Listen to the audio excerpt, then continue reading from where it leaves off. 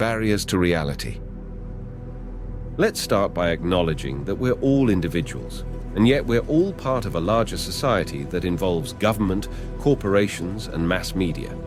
This sounds simple enough, and yet these basic facts come with a whole host of factors that shape how we perceive and understand the external world. Let's start by looking at some of the various barriers we put in place that prevent individuals from accurately grasping the complexities of reality.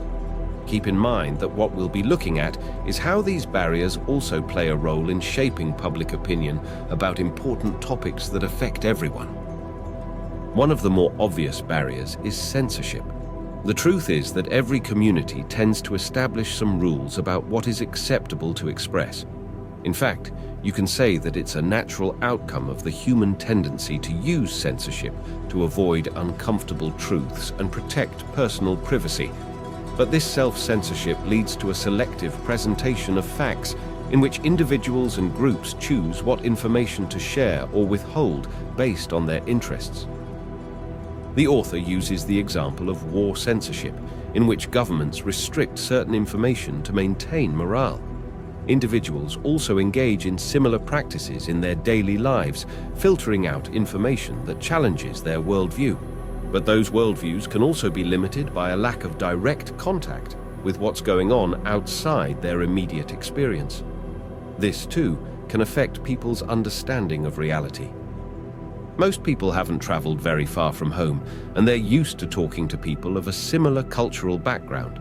So they get their information about distant events and issues from second-hand sources, whether it's news reports, rumors, or the opinions of others. This indirect contact is the information that comes to form their own views and opinions, and it often leads to distorted or incomplete perceptions. Other factors are time and attention, and the lack thereof. Even when information is available, individuals have limited time and cognitive resources to process it. This leads to a reliance on shortcuts that can oversimplify complex realities. This is also what leads people to gravitate towards stereotypes. Even newspapers must condense lengthy events into brief articles that capture readers' attention.